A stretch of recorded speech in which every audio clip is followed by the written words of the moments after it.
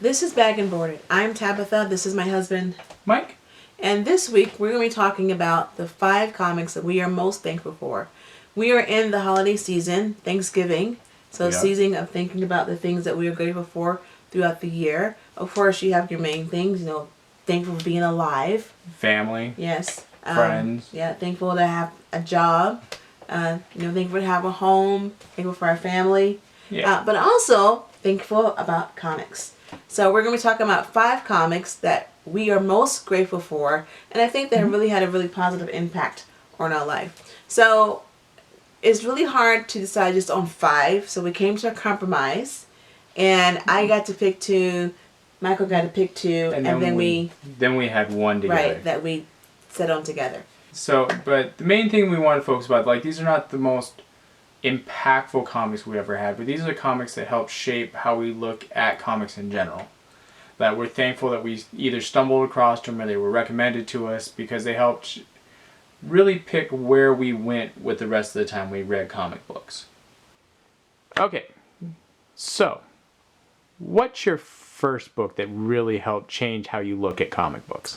Well, the first book that I chose, because we got to choose 2, and so my first book that I chose is The March. So The March was co-written by Congressman John Lewis, along with Andrew Aiden, I think his name is, and the artist was Nate Powell. What I really like about The March, which I do like historical reads, so it was a perfect combination where it was a graphic novel, but it was also very true. It was a historical read. And so this talks about the life of Congressman John Lewis, from his very humble beginnings in Alabama to his role as a congressman in Georgia. It talks about, all the different trials he had to go through of fighting for civil rights, from the very famous scene of the Edmund Pettus Bridge. It talked about how his role in getting the Civil Rights Act passed, as well as the many, many trials and tribulation he went through being a black individual in America at that time. For me, it really brought the experience to life, to where it wasn't just reading in a historical textbook, but you actually got to saw the expressions, you saw the very memorable, walk across that bridge, and him getting beat down by state troopers and bitten by dogs, and all the people in that time, of what they really had to go through, and the type of struggle, that Black Americans, had to endure just for civil rights. It makes us look at comics in a slightly different light, because it's not anything that's fantastical. It's actually a very enduring. It's an enduring tale of just the rawness of humanity, but also the sheer will of humanity as well. And what makes me so grateful for this particular comic is that it really puts into perspective just a tiny piece of American history, of Black American history. I think that really creates the thread of this civilization. And I have to clarify, unfortunately, at this time it's the late Congressman from Georgia. Late Congressman John Lewis.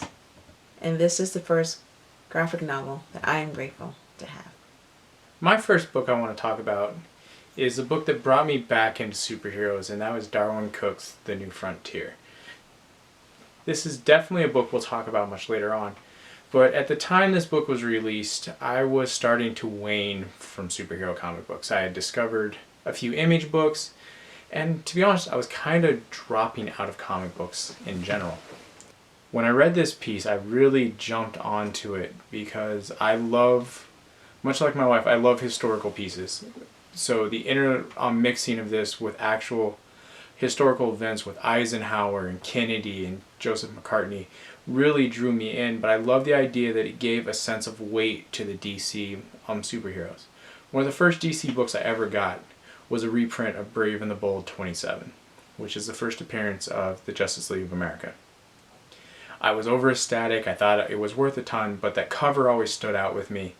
And the fact that this book ends with that being teased, that this is how greatness will go upon, really just struck me, and I loved it. I was a fan of Darwin Cook's artwork before this. I enjoyed his work with Catwoman with Ed Brubaker, But the fact that he took this and the color palettes and just how lively made a time period that I'd only really seen in movies and seen in historical pieces really just drew out to me. And as hokey as it could be, the ending with John F. Kennedy's speech really just hit me that we really can always strive to move forward. And just because the past is there, we don't have to forget about it, but we also can't let us hold us down. So that's why New Frontier is always a book that I love to recommend to people, and I'm always thankful for it, because one, it made sure that I remember that superhero comics can be important, but they also have to have a sense of weight to them for them to matter. There has to be a sense of hope for them to drive people forward. And I can never be less than thankful for this book ever just wandering across and being recommended to me. So my second book that I am most grateful for is The Sandman, but in particular, World's End.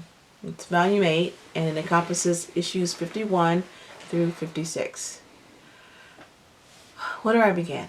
So this story just really encompasses everything that I would expect from kind of a medieval bar type. Everyone's telling their own stories, and people are chugging ale and telling these tall tales, but everyone's having like just a good time, knowing that the stories could be true or maybe not. What I like about the story is just all the storytelling. It's a great, fantastical stories. And where each story, we're supposed to learn some type of life lesson from each one. And I think my favorite one in the storytelling is the one from the fairies. And if you read this comic, you will be introduced to some characters who are pretty interesting, to say the least. And it gave me a different perspective of fairies from what I thought fairies really were to what they actually are. They're really interesting. I'll leave it at that. The World's End just really tapped into my love of being told a really great story. And there are many stories that are told by various characters, from fairies to necromancers, I believe that they are called, to just people who came from the modern day world. The World's End made me believe in fairy tales again. I'm really grateful for it. It just took me back to bedtime stories and that magical part of the night where your mind slips away into a seminal state and you just dream. And I'm grateful for The Sandman. When I first discovered comic book shops, they were much like people talk about comic book shops of the 80s. The first comic book shop I ever wandered into was very dark. It had not a lot of windows. It was tucked in the back of a strip mall. But it also gave me a glimpse to a world of comics that I never ever would have thought happened. In the mid-90s, I discovered a copy of Viz's translations of Ranma 1/2 by Rumiko Takahashi. And I'm pretty sure I just butchered her last name, and I apologize. But it was eye-opening. One, I'd never really seen a book of non-color comic that wasn't in the newspaper. Two, there were references and martial arts fight scenes that I'd only seen in like Chuck Norris and Bruce Lee films at the time. So, and the humor, I'll admit, when I was like 10 when I discovered this, I did not get. But it shaped where I started looking. I discovered Dragon Ball Z not long after that, and then I stumbled across Dragon Ball Z manga, but this is where it made me give that point. I discovered, according to the shop owner, that it wasn't American, so it wasn't really worth reading because it wasn't a superhero comic, and superhero comics were going to be worth all the money at the time. It was during the death of Superman era. So everybody was looking for the next big thing, but I was like, I gravitated towards that, and it was because back when manga was released in single comic book issues, so I actually had an issue of comic book, I really wish I could remember what the first issue was of it I read. I couldn't tell you to this day, but it really pointed me into a direction where I was like, other countries make comic books. I was just so fascinated by it. And it helped me expand my horizons in different ways that I will never ever not be thankful for. And to be honest, Ramble 1/2 is just a great book. It drags a little bit, I'll admit, but it will never not have a place on my bookshelves. Is why I love it so much. Outside of nostalgic reasons, is I just think it's funny at times. It can be a little dated, but it is funny, and I love the characters. I love Kazumi. I love Nabiki. I love Akane, Ryoga. I could list them all off. I think they're funny. I love the idea of the water curse. I love the idea that just weird martial arts schools, like Martial Arts School of Fine Dining, who can not only can you make your opponent look less dignified in eating, but eat more than, or make your opponent eat more faster. It's weird, it's complicated in that sense, but it's stupid fun, and I just enjoy it, and I'll never not move and recommend it to somebody who's looking for a classic manga to read. We both had two unique stories that we love to go back to. And I enjoy The Sandman as well, and I will admit I've only read a bit of March. And I know you haven't read any of Rama. I think maybe just a couple of pages. Wow, Yeah. I don't think I ever got you to even read that. But you have discovered the new frontier. Yes. Yeah. But the fifth book that we're thankful for is one that we obviously already talked about. It's one that we'll always go back to, and that is Calvin and Hobbes. Yes. Who can't love a tiger?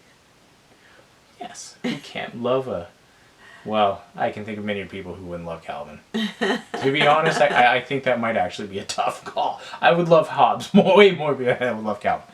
But Calvin and Hobbes definitely is a book that I'm always thankful for that comes into it. We've talked about it previously on how just important it was in shaping the fact that we enjoyed comic books, and that it helped shape just my love of storytelling that had long-term plot threads, but also was kind of strip of the day. And it really for me just taps into pure, unadulterated child imagination. Yes, I mean, yeah. we both can and we will continue at all times to gush about Calvin and Hobbes, but Calvin and Hobbes is a book that will never ever not be recommended by us. Yeah, absolutely, and definitely grateful to have the many adventures of Calvin and a tiger named Hobbes. Yes, I feel for Susie sometimes though. As we've been spoken, this week we really were thinking about what books that we were thankful for. We were really grateful that, to be honest, it at times was really hard to come up with a list. Yeah. And I feel sometimes I didn't make the right choices. There's other choices I can think of that I'm like, oh wow, that really shaped me. But I think these are the two books that helped shape me to where, or three books for me that helped shape me where I'm going. And what I look for, and what always reminds me to never not broaden my horizons. Yeah. So these are our top 5 comics today. It could change tomorrow. That we are grateful for. If you could leave a comment and tell us the 5 comics that you're most thankful for, or it doesn't even have to be comics, anything that you're thankful for. This is, after all, the gratitude season. So if you could, please give us a like, please leave a comment, and also turn on your notification bell for upcoming videos. So with that being said, happy Thanksgiving, stay safe, and we will see you next time. See you next time.